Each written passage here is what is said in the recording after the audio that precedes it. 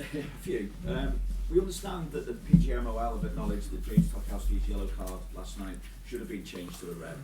How do you react to that, and what do you think of the effectiveness and consistency of VAR when the officials' bosses are turning around and questioning a big decision in a big game?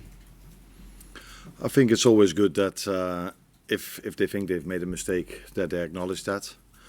And we all know that mistakes are being made in a football match by us, by me, by referees. And it's good that they acknowledged the mistake, but I think it was so clear what I said yesterday, that so many pundits that are not Liverpool fan, all of them were clear about it as well. So good that they acknowledged it, and let's go on to Sunday.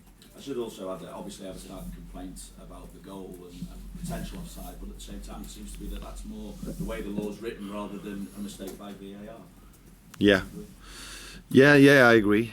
Because I conceded a goal like this when I was at Feyenoord against Atletico Madrid. Actually, then the linesman raised his flag, but then VAR interfered, saying, but the player that was offside didn't interfere with the situation. I disagreed with that completely. As I said yesterday, I disagree with the rule because I don't like the rule. Now, it was in a moment where Everton were playing in a low block, but most teams that are offensive want to have a high press. They want to go to the halfway line to play some players in an offside position, and then when the goalkeeper kicks it long, Virgil and Nebo go for a duel with a player that's in an offside position. And I always tell the linesman that it's offside, and he always tells me that he doesn't interfere with the play. So the rule was executed in the way it should, which was good for us. But I don't like the rule. How close do you feel to clinching that title now? 12 points clear, maximum 13 points needed. In theory, if results go your way, you could be title winners before you face that run of Spurs, Chelsea and Arsenal. Yeah, in theory, so many things can happen. So again, we felt yesterday how hard it is to win a Premier League game. Because yes, we won it. Yes, we are very happy with it. But I think David Moyes again deserves a lot of credit for how his team was lined up, how difficult they made it for us, how difficult they made it every single team since he's arrived over there.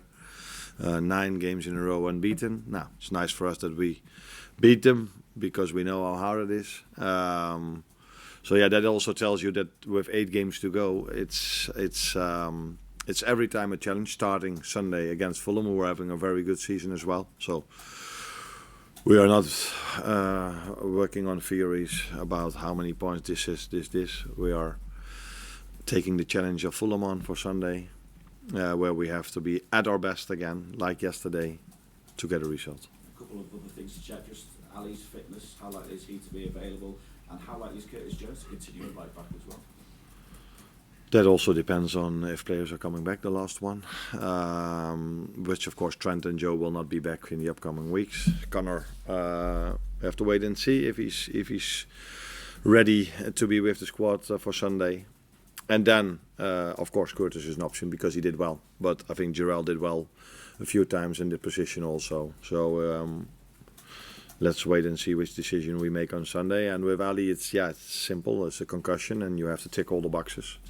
And the moment he does, he will be in goal. The moment he doesn't, we are following the protocol. Thank you. You're welcome. In terms of Fulham, you probably remember the game from in December where they came and gave you a real good go. What memories do you have of that game in particular as to how difficult a side they are to face? The memory I have in that game is that they should have had a red card in the first half as well, but didn't get, and that did cost us points. But the main memory I have about that game was that we played incredible with 10 men, and if we can have the same effort, intensity with 11, we give ourselves a chance to win the game against Fulham. But I also remember the first 10-15 minutes that Fulham started off really well when it was still 11-3-11. So they're a good team. They have definitely more than a few threats. That's what the both I remember. So it was a great game of football where in the last few minutes we got a few very good chances. I think Virgil was one of them that could have scored the winner. Was it also the game that Jota scored the same goal as he did yesterday? Yeah. So many memories about that game. And in terms of your approach, I mean, you talk about not thinking too much about the title being so close. Is it just having to take that usual mentality of one game at a time, forget everything else, just concentrate on one game every single time? Yeah, because I said so many times, apart from, we've played 30 games now, maybe there were 3 or 4 games where the score was so clear that in the last 20 minutes it wasn't a problem anymore. Almost all of our other games have been really tight. So that probably tells you as well how big of an accomplishment it is that we are 12 points clear at the moment and that we are doing so well. But because it doesn't come from itself, it's not like the team that won the league in the last 4 times were so many times 20 minutes before the end or at halftime already 3 or 4-0 up. That's not our season. That's why I have to give so much credit to our players there, because if you every time have to fight with a 1-goal lead or you were 1 goal down, that's probably even harder than being 3 or 4-0 up at halftime. Hi Arne. Just you mentioned there about Jota getting the goal against Fulham, and we saw the goal he scored against Everton as well. How impressive and important is he?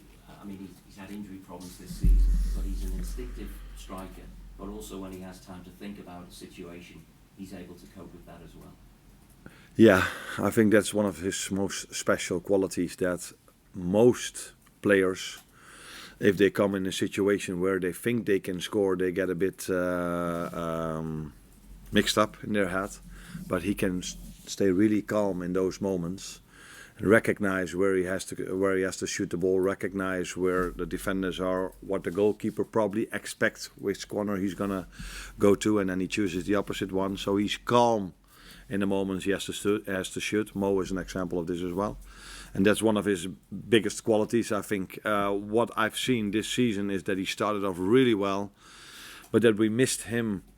We missed the best possible Jota maybe for 5 or 6 months. So he's been out for 3 or 4 months, but it took him quite a while to get to the level he was at before he got injured. And that's not only with him. I see this with almost all of our players that had an injury, that it takes a while to go back to Premier League level. So they're fit, they train, but the difference between good and excellent is only a small margin, and therefore apparently you need to have a run of games to come back to excellent again. Hopefully he will have that just at the right time now, between now and the end of the season. You've got a succession of matches now on Sundays with a gap in between each one. Is that, how much of an advantage is that for you? Looking back at the first 8 months, you would say it's a disadvantage, because how well did we do by playing every 3 days?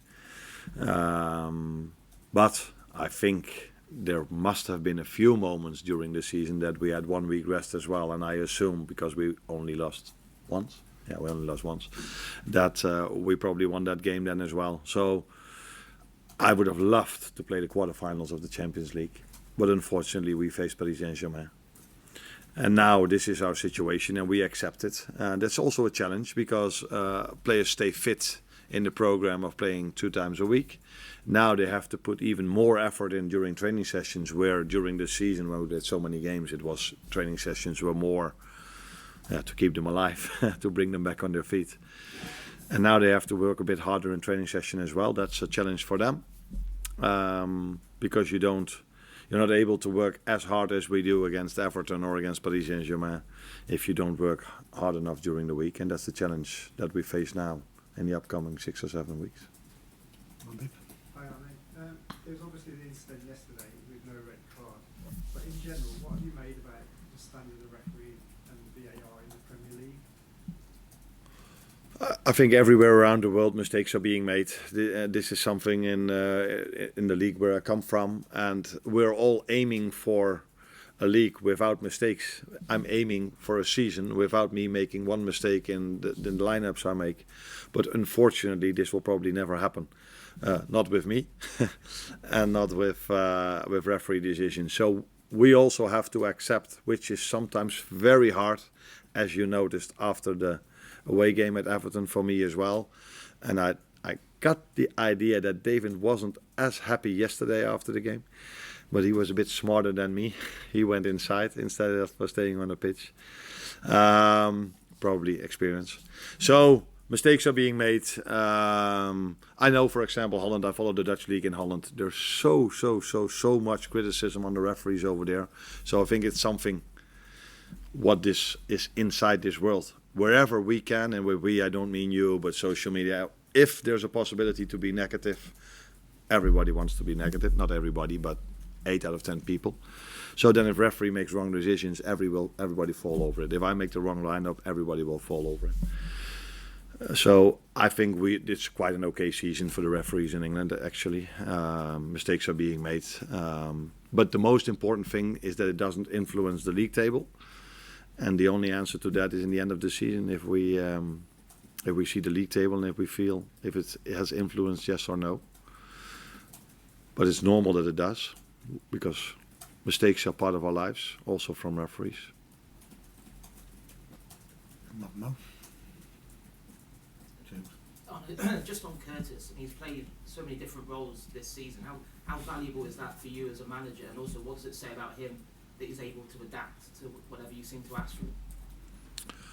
Yeah, that's very useful for me. Of course, me and Richard talk a lot about this season and about next season, and it's nice to have versatile players, if versatile is the right word to use. So players that can play in multiple positions. Is that versatile, man? Yeah, okay. And Curtis is definitely one of them. He has a skill set that he can defend, he can attack. And that's why he can play in so many positions. And he has this mentality, if you give him a challenge, he likes to be challenged. And yesterday was a challenge for him because it wasn't his normal position. And some players hate to be challenged. They want to stay in their comfort zone. But Curtis is a type of player that wants to be challenged if you challenge him. If you tell him that he's playing against the best English midfielder or under 21 or something like this, and I want to see how you do against that, yeah, then he's up for the challenge. I didn't ask him to stand up against Beto, I think it was, after the game. Was it Beto or someone else? Yeah. But he likes those challenges as well. Oh, that was Ducoré. Okay. After the away game. So, good to have him. Now it's up to him. If I play him again on Sunday, that it's not one time show yourself, because consistency is the thing what brings you from good to great. And that is now, if I play him again, what he has to show on Sunday. Mo. Hi, Arne. One of the big factors in the first game of Fulham was Anthony Robertson. He had 2 assists in the game, spent a lot of time direct running at fullback, which was something that Curtis didn't really have to deal with last night. Carlos Alcaraz tended to drift inside. Is this something that will come into your thinking when you're trying to decide? You mentioned the fact that Curtis likes the challenge. You mentioned the fact that maybe Conor might not necessarily be fit. Are you thinking more about what Fulham can do, whereas with Curtis in the derby, it was more about what you can do going forward? I thought you were going to ask me that I was talking about the wrong red card, because they needed to have a red card for a challenge on Gravenberg, and we got one, which is under a big debate if that was a red card. But okay, let's continue about your question now. He is definitely a threat. He's definitely a threat. I saw this when they played Arsenal. He's having a great season, and I saw this when they played us. But the good thing about a left fullback that wants to attack is also that he takes the risk of leaving Mo in a position where he can hurt the opposition as well. And that has happened multiple times this season, where fullbacks do attack, and then in transition Mo can hurt the other team. We have to make sure that we take care of that part if they attack, because I think he was involved in the second goal, if I'm correct. Yes, we have to have a good answer about that fullback, but the other one likes to attack as well, especially if they play with 5. So yeah, we have to find an answer to that. But every team brings you challenges. Everton brought us many challenges yesterday as well, and Fulham will do so also. It's a unique situation with both Liverpool and Arsenal facing Everton and Fulham in consecutive games. Did you get a chance to really pour over the Arsenal game? Because obviously they played 3 at the back, which they hadn't done in the game before. Were you able to draw a few insights into what you might be able to face on Sunday? It is a unique situation, and that's why I think it would have been more fair if both teams would have played on the same day. All 4 teams would have played on the same day. But we have more than enough rest for the Sunday game, so it's not a problem for us. But I do feel for Everton that they play on a Wednesday night and have to have the early kickoff on Saturday. The good thing is that they play at home, and I know how much their fans can influence the game. So it's a unique situation. I did watch the game because it's always an interesting game to watch, and we play Fulham, so it would be weird if I would have not watched that game. And but after 2-0, I went to Manchester United Forest, which was also a nice game to watch. Last one up here. Arne, just wondered if there were any new fitness issues coming out of last night's game. Anyone? I wondered about Ryan, maybe if he came through all right after coming back into the team. Yeah, the boys still didn't come in yet. I hope that because Macca McAllister finished the game, that it's all good with him. But sometimes adrenaline or just keep on running can help you, and then when you have a night of sleep, you can come back and feel maybe I do feel something now. But I hope and expect everybody is ready to play on Sunday again from the ones that were on the pitch yesterday. Arne. You're welcome. Okay.